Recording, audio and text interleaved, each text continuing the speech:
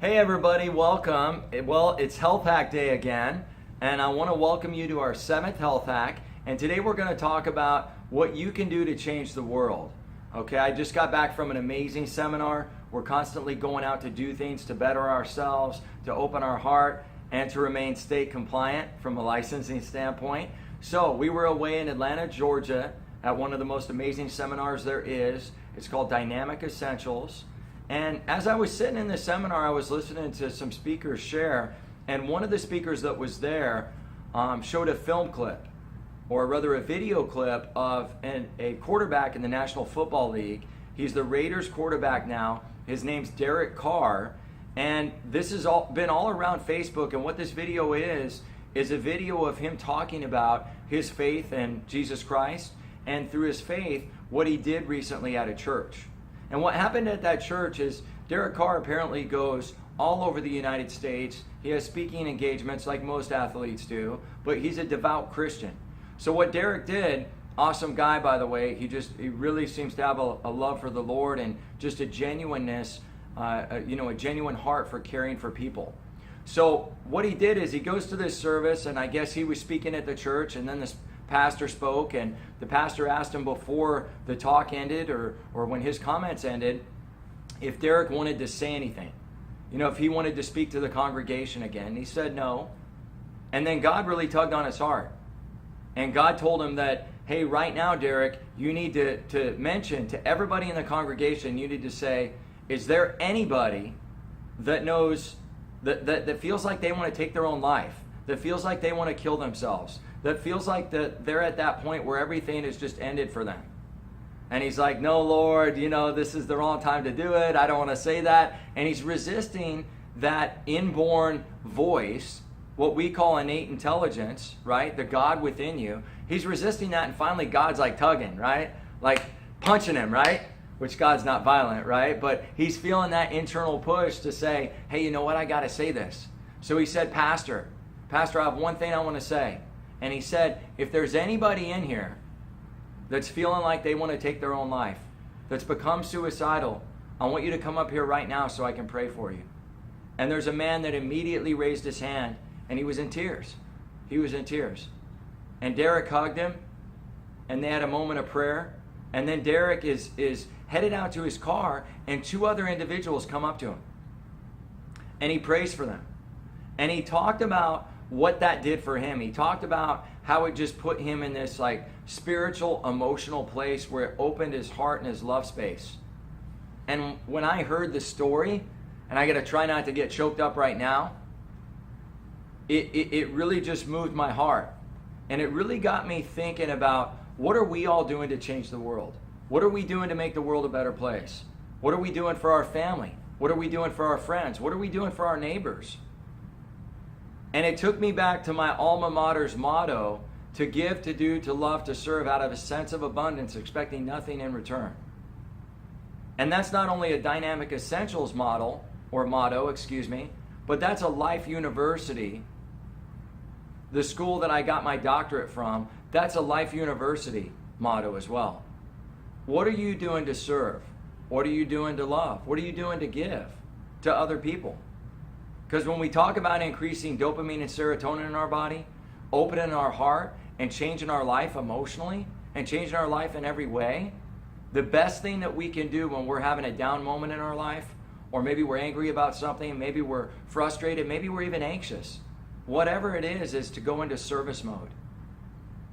Something I really struggle with, because of my Marine Corps background, is what I believe it to be, is anger and patience. Anger and patience. So just having that patience and that calmness to say, okay, things aren't working right now, but God's going to turn this around. So I constantly have to have pattern interrupts in my day, things that I do to break that cycle if I'm getting like obsessive compulsive about certain things, that the picture's in the wrong place or something's happening that I don't like, because I always want to provide for my patients the best experience possible, because I want it to give, to love, to do, to serve them at 100%. So when I get out of balance with that, what I find is I don't need to go away from service when I'm feeling bad or feeling down. I need to press in and push forward. And what I do is I just immediately go into loving on people. In my office, I'll hug people. right? I'll start working on more people, asking them how their day is, uplifting their spirit. What are you doing today, right now? What have you done today to do that in your community? To do that for yourself, your family members? I mean, it doesn't have to be where you serve at, a homeless shelter. I mean, those things are great, right? It can be as simple as thanking the guy that's bagging your groceries for bagging your groceries. You can say, thank you so much. That means so much to me. I really appreciate what you do. Or if you go to a place to get coffee every week, or whatever you do in your daily life, just an attitude of gratitude is totally going to shift you into that love state and get you out of your head and into your heart. And as I was sitting there listening to that Derek Carr story, I was reminded of a patient probably about 3 years ago that had a terminally ill cancer diagnosis. And of course, we don't treat disease, okay? We just get to the root cause of why the body's breaking down, and then the body innately is going to go right back to where it's supposed to be. So I want to be really clear about that. I don't fix people, I don't treat disease. But this woman came in with a cancer diagnosis. They tried everything, all right? They done chemo, radiation, all that stuff. They cut, poisoned, and burned it and all that stuff. And she came in and she had basically given up on her life, and her family had given up on her.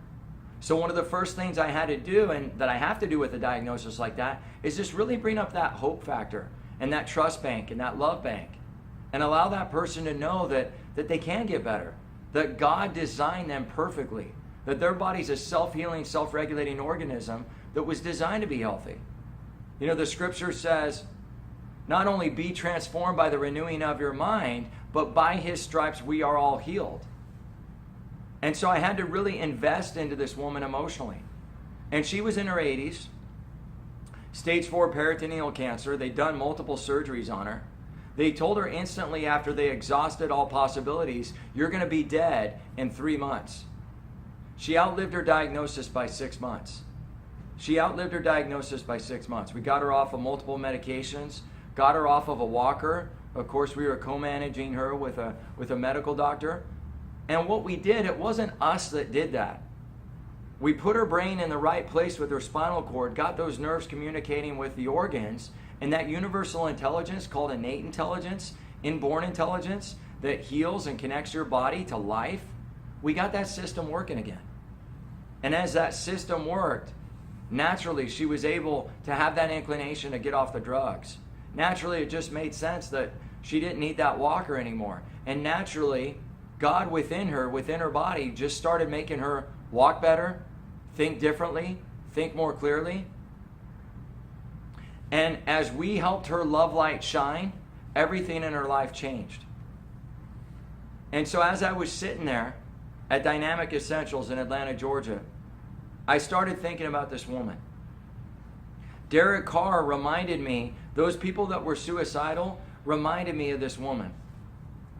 Because she knitted me this beautiful blue and white cross that's a bookmarker in my Bible. It's a bookmarker in my Bible. And it always reminds me of her. And I thought about that bookmarker. I thought about that woman in that moment. And I almost began to weep myself.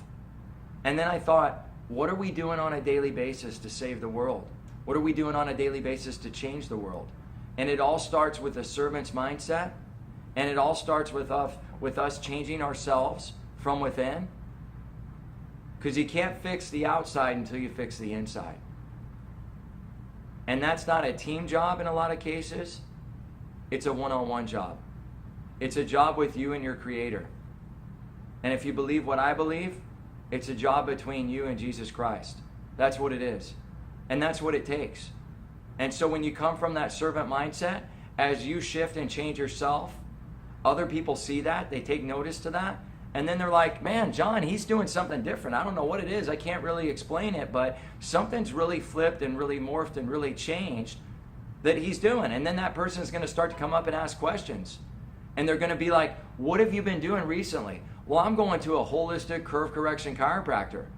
And it's totally changed my life. I had a lady come in last week, a couple of weeks ago, and she said, Doc, I'm off my depression, anxiety medications. I feel better than I've ever felt, and I'm more clear than I've ever felt. And of course, she talked to her medical doctor about getting off those medications. But it's amazing because it flipped her whole mindset, Now she's doing Bible studies and connecting with her husband, and their relationship has gotten closer just because she shifted something in herself. And people notice things like that, people. So how we serve the world in a bigger capacity, how we change the world in a bigger capacity, is by changing ourselves from within first. Okay? So I'm really glad that you could join me today. I'm really excited for you because you've got a whole week to now practice changing yourself within. And some of the other health hacks are going to help you with specific techniques that I told you to do, right? Regarding belief systems, regarding the 49 breaths. But it's just as simple as service sometimes, guys. Getting into an attitude of gratitude and looking out, not going within to help others. That's what it's all about, folks. So please share this video, like it on Facebook, share it with your friends and family members, email it.